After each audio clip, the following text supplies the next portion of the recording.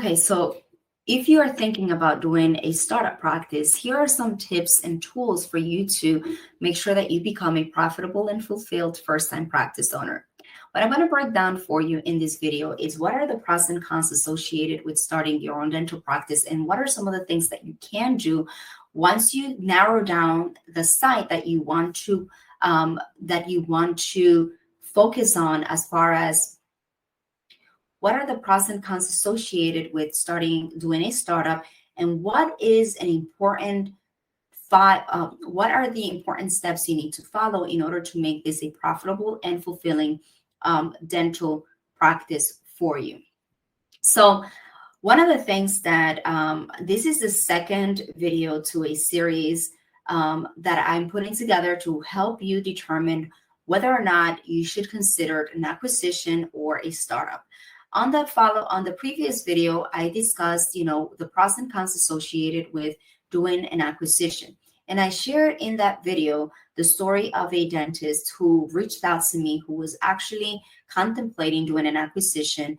And as we did an informal valuation of the practice and the numbers that were provided by the practice, we then decided to move over to stop the acquisition and focus more on a dental startup. Now, the reason again why a lot of dentists are sold on the idea of acquisition versus startup is because a startup, it's going to cost you more. It's going to definitely not potentially. It's going to be potentially more costly. It will also be the timeline. It may be unpredictable how long it's going to take for you to be able to start seeing this practice. And number three, you're going to really need to work hard on building a brand, mixing yourself up in the community, and also developing a lot of skills as a new business owner, and all of these decisions that will inevitably put you against the wall and hesitant about, when do I become profitable? When can I start providing to my family and friends? And how can I create longevity on the workplace for my team so that I don't experience high turnover, which is one of the main factors and things that are really, really scary for first-time practice owners. Now, if I can give you a little bit of, and so what I want to focus on this video is to tell you the action steps that I follow along with my team at MDent to help our clients with deciding or making sure that they make their dental startups profitable and fulfilling. So the first thing that I want to tell you or encourage you to do is, if you are thinking about doing a startup, it is likely that you're going to need to go through the financing. You need to be sort of like financially cleared, or to be able to determine how much practice can you afford. And also you need to narrow down the areas in which you want to open. How saturated are the areas in which you are contemplating opening your practice? How expensive is the space? Are you thinking short term, to do just one specialty, or is it going to be multi-specialty? All of these things are going to be questions that you want to answer to yourself before you even start the process of seeking or searching for a practice. And the very first thing that I would encourage you to do is to do a personal business plan. If you decide the areas that you are going to be looking at, you want to run the demographic reports. But I will tell you one thing. I have worked with dentists that have an 800-to-1 patient to doctor ratio, and they have been able to build profitable and fulfilled dental practices as first-time practice owners. And I have seen dentists who actually open in areas where the patient to doctor ratio may be 4,000 or 5,000 to 1, and they could be struggling and not thriving. And so there are a lot of things that you need to take into consideration, but I want to focus on what I feel is the most essential steps for you to take. The first one is you want to start with your own personal business plan, meaning you want to basically take down all the area and the demographic research that you've done, and really sit down and narrow down the type of practice you want to start, the kind of dentistry you enjoy doing, or what you want to transition into later on. long term? Are you taking classes on implants? Are you going to be doing full reconstructive dentistry? Are you going to be working primarily on bread and butter dentistry? So the dynamics of your business model is something that you want to outline first, so that you can then follow the steps of the business plan, and also talk about the market and who you're going to be treating, and narrow down through your efforts of your demographic analysis based on the kind of dentistry that you want to provide, whether or not this particular patient pool is prevalent in that area, and also whether or not for the service that you want to do, how are they going to be paying for these services? Do they have the disposable income? So it's very fun. One of the things that I enjoy doing a lot with our clients is to, when they're doing the analysis, is to play off with the different components and their age groups and things like that, and going the extra mile to just make sure that the patient is there and that they have an actual plan of execution for them to do that. A business plan is not only going to help you create a plan that will help you with the financing, and for the most part, it's a very generic, just to get you through the door and get lending in place sort of a deal. But what I've noticed is that once that takes place, dentists who start the search and sort of put the business plan on the lower drawer at home are going to get confused, and they're going to bump into opportunities in terms of real estate that it's not in alignment with their initial game plan. I had this one client who was very, very, driven by her business plan. And one of the things that she said was, it was so confusing because you can get a better deal if you are going to but the demographics are not there. So there were more than one time in which I had to go back. We had to review that business plan only so that you can stay on target and stay focused, because you're going to, work with a broker or someone that is going to help you find a location that it's not in alignment with your initial plan, and your instincts should follow you. And one of the things that I will tell you, like I said before, about the patient to doctor ratio, success is 90% planning and 10% execution. And what the next step that I want you to do is, after you get your business plan in place to stay focused, is once you find your desired, or the zip codes or the offices that are in alignment with your business plan, with your vision for your practice and for yourself as an individual, you're going to want to do a feasibility assessment.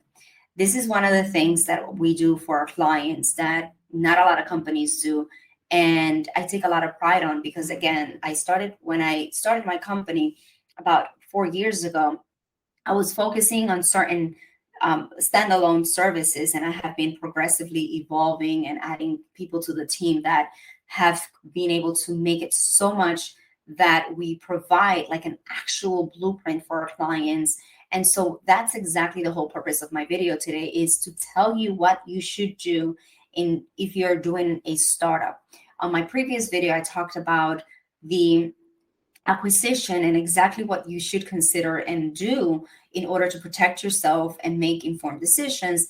And as far as a startup is concerned, besides doing the market research and creating that personal and business plan for yourself, finding someone that is great, like a good broker, is extremely important. A team of advisors that is going to be in alignment with your goal and that is going to be looking out for your best interest instead of theirs. So one of the things that I really like about some of the brokers that I work with is they give me, or they ask me to provide feasibility assessments for clients to compare the two final locations.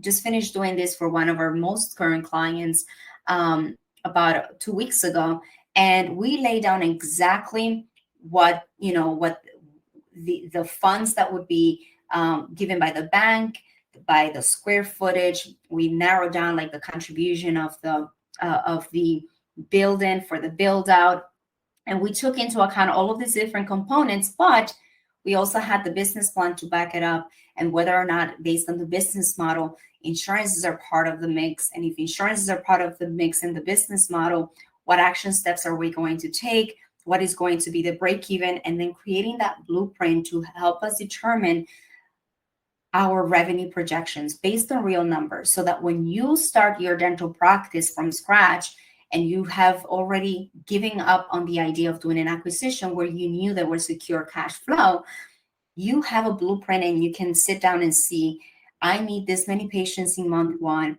Here is the plan for me to be able to get those patients. And this is what the mix of insurances should be, how I cap them onto my schedule, and how I spend my marketing dollars to make sure that I bring those patients in so that I can predictably break even by month 1 or 2 and be able to be profitable and generate $1 million in my first year, if that should that be part of, the statistics. Now, I have a client that we basically launched the practice in January, and we just had a discussion this last week, Friday, about when we need to add a hygienist. The reason why is because the practice has been so growing so fast. We had to hire a second front desk, and now we're looking into potentially starting a new hygienist, and she hasn't even been open for a quarter of the year. And so these are good problems to have. And one of the reasons why we were able to accomplish this is partially because we had a blueprint. We knew exactly the insurances that we needed to participate with, the business model. We hired the right people for the team. We trained the people. And now we're monitoring the company's growth, and we're catching problems early so that we can reverse engineer, make sure that we put the systems in place to allow of like a very easy flow of income, patients, profitability, longevity in the workplace. So that is an excellent problem to have. And so my advice to you is, if you're thinking about doing a startup, please hire someone that can help guide you through the planning and through the planning and through all of the things that you need to do. Starting a dental practice from scratch could be stressful, but finding the right team is going to make the entire, process either go up or down. Starting a dental office from scratch could be scary, and it's going to be very costly to you. Now, if you follow the steps that I just shared with you and you hire someone to help you put the systems in place early on to create that blueprint for you, you can be a profitable and fulfilled dental practice owner. And that's basically what I have been able to do for my clients. And I wish upon everyone. I mean, I hear stories about doctors who are closing their offices, and I have not seen in dentistry, and I've been in dentistry for over 20 years, dentists filing for bankruptcy. I mean, dentistry should be a career or a business that it's solid, because everyone needs a dentist. And you just have to follow successful people in order for you to build success, right? Success leaves trails. But there are a lot of people making mistakes, working with the wrong people, relying on other people to help make the decisions for their businesses. And as a result, when they're facing and they have to do the day-to-day operations, they don't have a plan, they don't have a blueprint, they're lost, they don't have the guidance, and they fail. I don't want this to happen to you. I want you to enjoy the same level of success that a lot of our clients are experiencing today. And so please let me know if you find this video helpful and useful. Give it a thumbs up, and don't hesitate to reach out to me if you have any questions specifically about your dental startup or your thoughts about starting your dental practice from scratch. Thank you so much for joining. Until next time.